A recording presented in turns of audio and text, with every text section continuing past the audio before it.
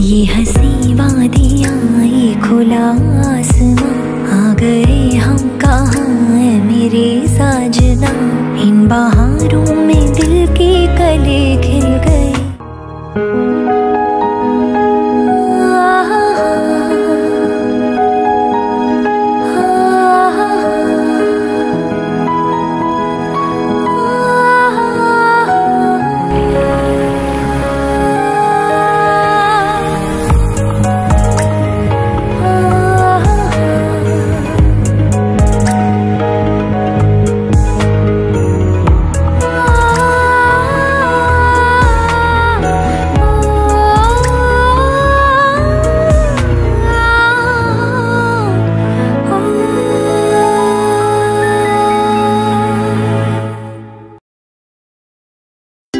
Hello friends, welcome back again to Bhandardara tour. पिछले 2 video के जरिए मैं आपको भंडारदरा की सैर करवा रही हूँ और आई होप मेरी तरह आप भी भंडारदरा की सुंदरता के दीवाने तो जरूर हुए रहेंगे, है ना? तो चलिए स्टार्ट करते हैं हमारी भंडारदरा की आगे की टूर।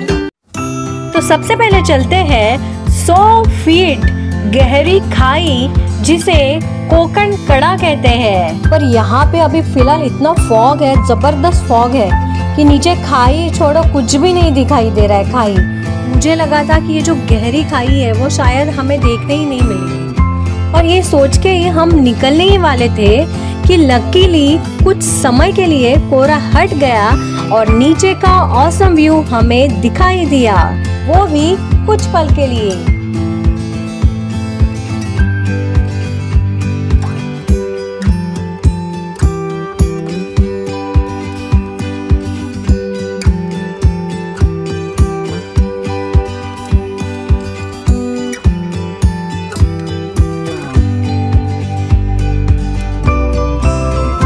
भंडारदरा को वाटरफॉल का बादशाह कहा जाता है।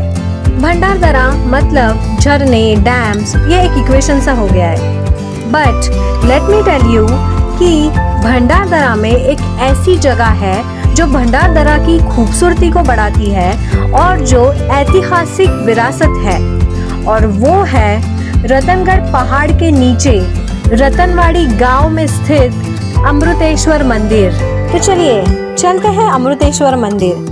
और हाँ, अगर आप भंडारदरा आ रहे हो तो ये मंदिर को मिस बिल्कुल ना करना।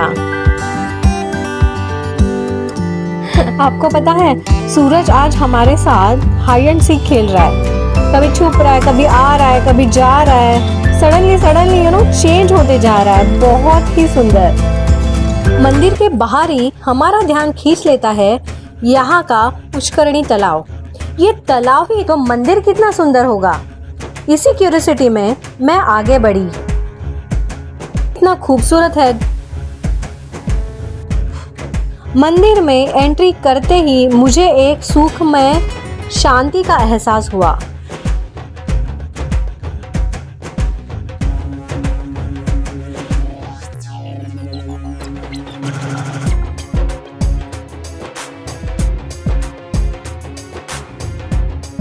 ये मंदिर 1200 साल से भी ज़्यादा पुराना है।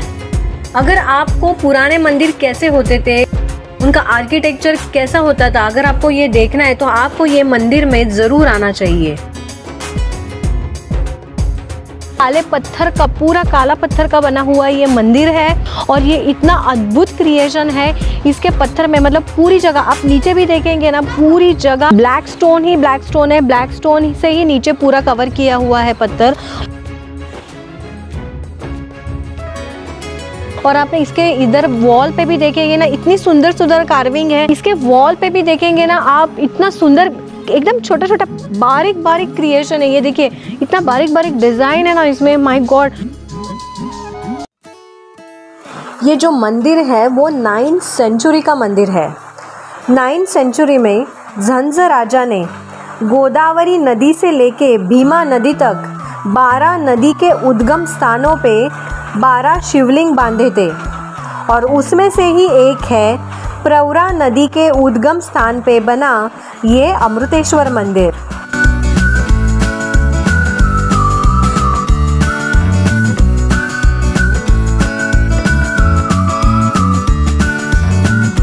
साल में से 4 महीने ये शिवलिंग ऐसे ही पानी के अंदर ही रहता है और यहीं से ही प्रवरा नदी का उद्गम होता है। ये प्रवरा नदी का उद्गम स्थान है।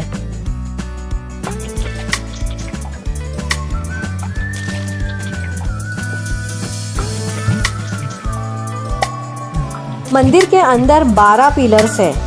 इन पिलर्स पे बहुत ही सुंदर कार्विंग की गई है।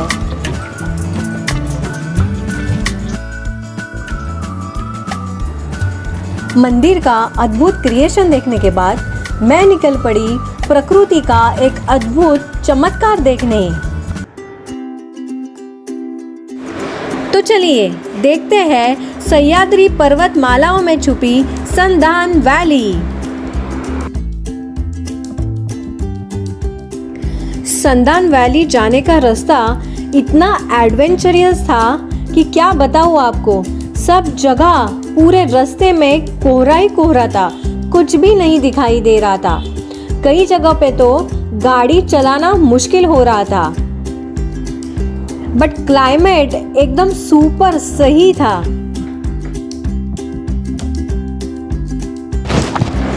इस कोहरे में और क्लाउड्स में चलते जाना मेरे लिए एक सुखद अनुभव था।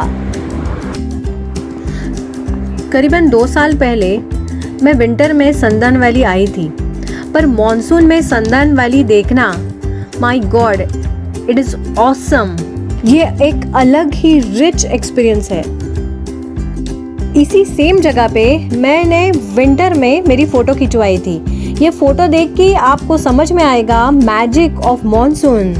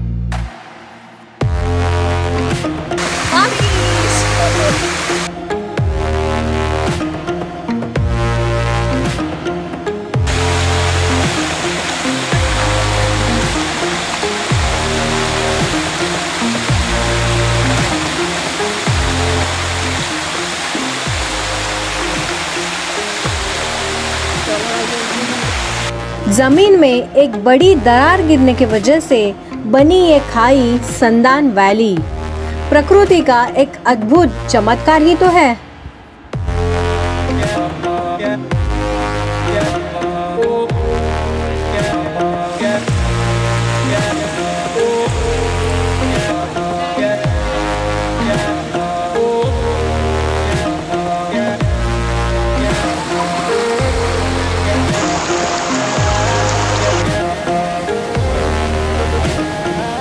आप ये जगह देख रहे हैं, यहाँ से ही संदान वैली का ट्रैक स्टार्ट होता है। बहुत सारे लोग यहाँ पे संदान वैली में ट्रैक करने आते हैं और विंटर सीजन में। तो आप आगे देख सकते हैं कि वैली, आगे का रास्ता वैली का एकदम छोटे छोटे होता जा रहा है।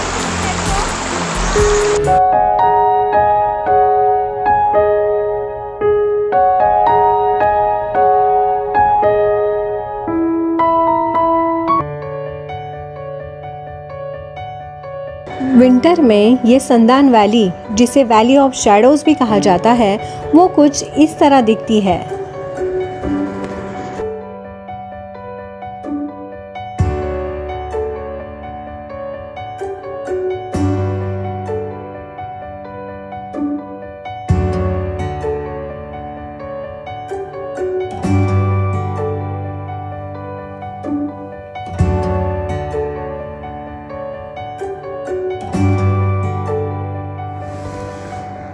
संदन वैली से जैसे ही आगे आगे जाएंगे तो मार्ग इतना छोटा हो जाता है कि कई जगहों पे सूरज की किरणें नीचे जमीन तक पहुंचती ही नहीं है।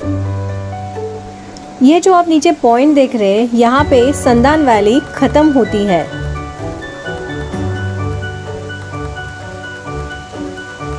संदन वैली से जैसे ही हम सीधे आगे जाएंगे तो लगता है रिवर्स वाटरफॉल।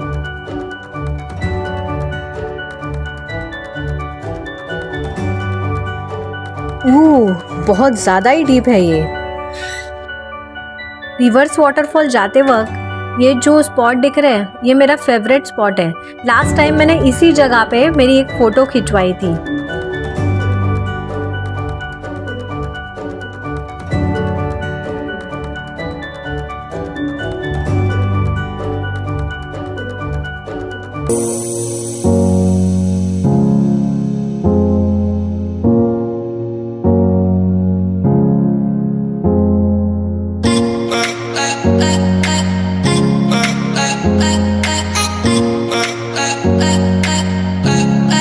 और ये है stunning reverse waterfall.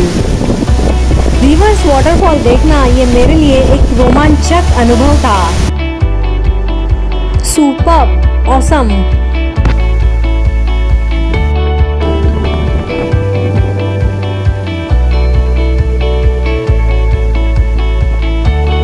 Reverse waterfall देखने के बाद मेरी भंडारदरा से रिटर्न जर्नी स्टार्ट हो गई।